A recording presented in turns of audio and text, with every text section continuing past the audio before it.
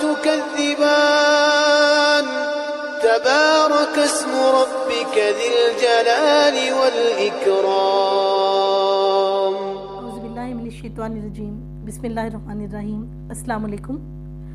اس وقت ہم سورہ بقرہ پڑھ رہے ہیں اور آج ہم اس کی آیت نمبر 137 سے شروع کریں گے. میں اس کا ترجمہ اور تشریح پڑھتی ہوں. اگر وہ تم جیسا ایمان لائیں تو ہدایت پائیں گے اور اگر منہ موڑیں تو وہ صریح اختلاف پہ ہیں.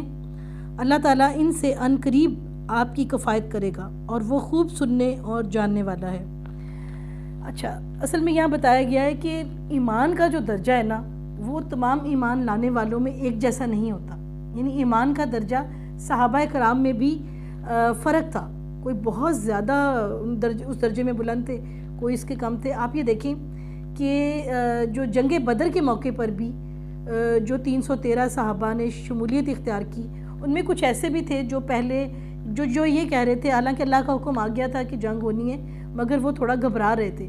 تو ان کو سکون دینے کے لیے ان کو پھر اس طرف جو ہے نبی پاک صلی اللہ علیہ وسلم نے ان کو تاکید کی اور ان کو جو ہے ان کو سمجھایا.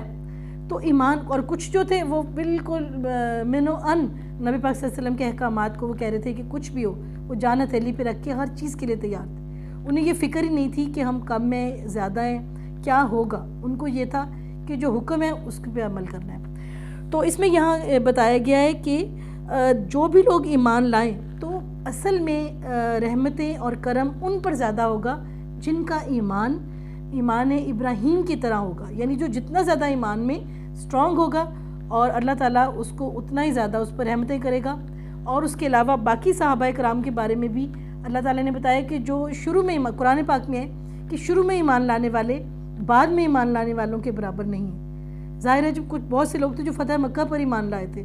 ایک وہ دور تھا جب مسلمان چھپ چھپ کے نمازیں پڑھتے تھے اور کچھ لوگوں نے سارے کے سارے خطرات مول لے کر اس وقت اسلام قبول کیا تھا.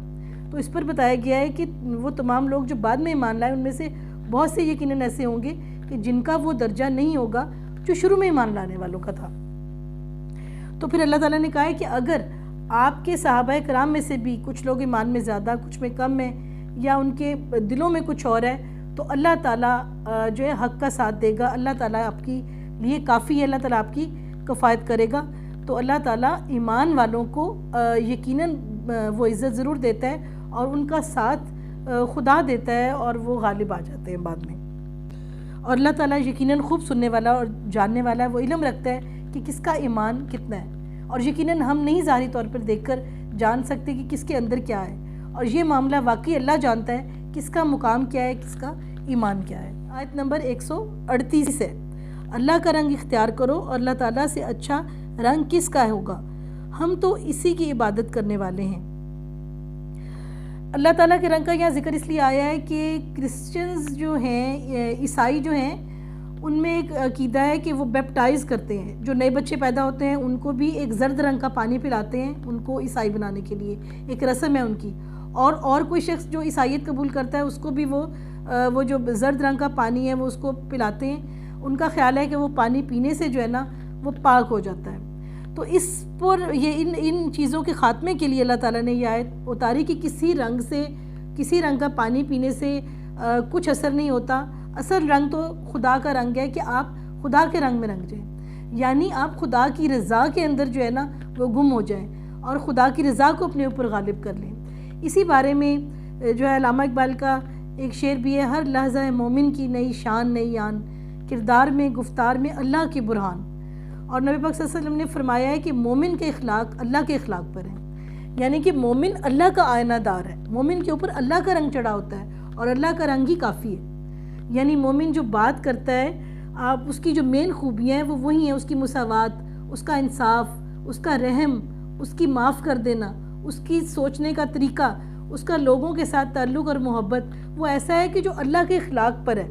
یعنی اللہ کی ایک مثال پر ہے کہ اللہ نے اپنے جو بندہ ایمان میں مضبوط ہوتا ہے، اللہ کے قریب ہوتا ہے، اللہ اس کو اپنے رنگ میں رنگ دیتا ہے. اس کو وہی شان بے نیازی دیتا ہے اور اس کے اندر اپنی صفات کا ایک اظہار کرتا ہے، اپنی صفات میں رنگ دیتا ہے.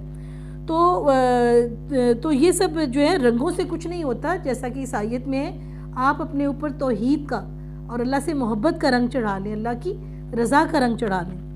اور ہم تو یقیناً اسی کی عبادت کرنے والے ہیں۔ اس میں اللہ تعالیٰ کہہ رہا ہے کہ آپ صرف اللہ کی عبادت کرنے والے، اللہ کے احکامات پر عمل کرنے والے بن جائیں۔ آیت نمبر 139، آپ کہہ دیجئے کیا تم ہم سے اللہ کے بارے میں جھگڑتے ہو جو ہمارا اور تمہارا رب ہے؟ ہمارے لیے ہمارے عمل ہیں اور تمہارے لیے تمہارے اعمال، ہم تو اسی کے لیے مخلص ہیں۔ جی، اس آیت میں یہ بتایا گیا ہے کہ یہود و نصارہ انہیں اللہ کی رضا کے اپنے طریقے بتاتے تھے لوگوں کو، کہ اللہ اس میں راضی ہے، اللہ ہمارا ہے، اللہ ہمیں جنت میں لے جائے گا، ہمارے سے کوئی سوال نہیں ہوگا، ہمیں شفاعت سب کو ملے گی۔ تو اس ٹائپ کی انہوں نے یہ باتیں کرتے تھے۔ یہاں بتایا گیا ہے کہ اللہ کی رضا، اللہ کے احکامات اور اللہ کی ذات کے بارے میں ہم سے جھگڑنے کی ضرورت نہیں ہے۔ اگر جو ہے قرآن پاک میں نصیحت کی گئی ہے کہ اگر آپ کی تمام تر کوششوں کے باوجود بھی کوئی آپ کے سیدھے راستے کی بات قبول نہیں کرتا، تو ان کے لیے اپنا دین اور آپ کے لیے اپنا دین، ان کے اپنے اعمال، آپ کے اپنے اعمال۔ تو کوئی بھی کسی کو کسی غلط بات پر کنونس کرے تو ہمیں ہرگز اس کو قبول نہیں کرنا چاہیے۔ ظاہر ہے کہ وہ اپنی یہودیت پر ہیں یا آپ چینجز کر لی ہیں، تو ان کے لیے ان کا دین، ہمارے لیے ہمارا دین، لکم دینکم ولی دین۔ آیت نمبر 140، کیا تم کہتے ہو کہ ابراہیم اور اسماعیل اور اسحاق اور یعقوب علیہ السلام اور ان کی اولاد یہودی یا نصرانی تھے؟ کہہ دو کیا تم زیادہ جانتے ہو یا اللہ تعالیٰ؟ اللہ کے پاس شہادت چھپانے والے سے زیادہ ظالم اور کون ہے؟ اللہ کے پاس شہادت چھپانے والے سے زیادہ ظالم اور کون ہے؟ اور اللہ تمہارے کاموں سے غافل نہیں۔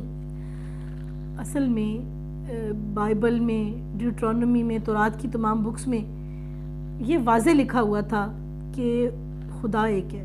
ان انبیاء نے ایک خدا واحد کی تبلیغ کی، اور یہاں پر یہ بھی ان کی کتابوں میں یہ واضح لکھا ہوا تھا کہ ایک نبی آئے گا جو دین کو مکمل کرے گا۔ ان کی تمام نشانیاں ان کی مقدس کتابوں میں درج تھیں۔ اب کیا ہوا کہ یہ ایک نبی کے شدید منتظر تھے، ایک آنے والے وقت کے بارے میں پیش گوئیاں تھیں، ایک نبی آئے گا۔ اب جب نبی پاک صلی اللہ علیہ وسلم حضرت اسماعیل کی اولاد میں سے آئے، بنی اسماعیل سے آ گئے اور ان کی نسل سے نہیں آئے، تو انہوں نے اللہ کے ان احکامات کو چھپا دیا اور ان آیات کو بدل دیا یا ان کا مطلب کوئی اور لیا۔ تو اس پر یہ ہے کہ اللہ کی گواہی کو جو چھپا دے، کہ اس سے ظالم اور کون ہو سکتا ہے؟ کہ اللہ تعالیٰ نے پہلے اس بات کو کہہ دیا تھا کہ وہ اپنے آخری نبی کو بھیجے گا، اور یہ اللہ کی رضا تھی، یہ اللہ کی خوشی تھی۔ قرآن پاک جو ہے اللہ تعالیٰ نے نبی پاک صلی اللہ علیہ وسلم پر نازل کیا، یہ ایک معجزہ تھا، اور یہ بات ان کی مقدس کتابوں میں موجود تھی کہ قرآن پاک یا آخری کلام ایک امی پر نازل ہوگا، اور اللہ تعالیٰ نے نبی پاک صلی اللہ علیہ وسلم کو بدوؤں میں سے اٹھایا، امی تھے وہ، اور ایک کتاب ان کو عطا کر دی جو ان کو زبانی یاد تھی، اور وہ صحابہ کو لکھوایا کرتے تھے۔ یعنی ایک تنہائی کے عالم میں ایک بیٹھے ایک ہستی پر اللہ تعالیٰ نے اپنا کلام اتارا، اور اس بات کی شہادت تورات اور انجیل میں آلریڈی موجود تھی۔ اور جب ان لوگوں نے ان چیزوں کو چھپا لیا اور حضرت ابراہیم علیہ السلام کے عقیدہ توحید کو چھپا لیا، تو اس سے بڑھ کر ایک ظلم کیا ہو سکتا تھا؟ اسی بارے میں یہ بتایا گیا ہے کہ یہی لوگ غافل ہیں اور یہی لوگ ظالم ہیں جنہوں نے اللہ کی رضا کو، اللہ کے حکم کو چھپا لیا۔ پارہ نمبر 1 کی آخری آیت نمبر 141، یہ امت ہے جو گزر چکی، جو انہوں نے کیا ان کے لیے ہے اور جو تم نے کیا تمہارے لیے، تم ان کے اعمال کے بارے میں سوال نہ کیے جاؤ گے۔ یہ وہی آیات ہے جو آیت نمبر 134 میں بھی یہی میسج کو ریپیٹ کیا گیا جو ہم نے پہلے ذکر کیا، کہ جو امتیں گزر چکی ہیں ان کے اعمال بعد والوں پہ اثر نہیں ہوں گے۔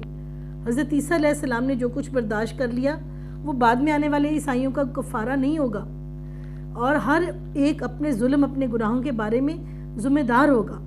اور اسی طرح سے یہودیوں کے لیے ہے کہ وہ بغیر حساب کتاب کے جنت میں نہیں جائیں گے، اور یہی چیز حضرت محمد صلی اللہ علیہ وسلم کی امت کے لیے ہے کہ اللہ تعالیٰ ہر عمل کا جزا اور سزا حساب کتاب لے گا، اور اسی لیے اعمال کا دار و مدار ہے، ہر چیز کا جو ہے جزا سزا اعمال کی بنیاد پر ملے گی۔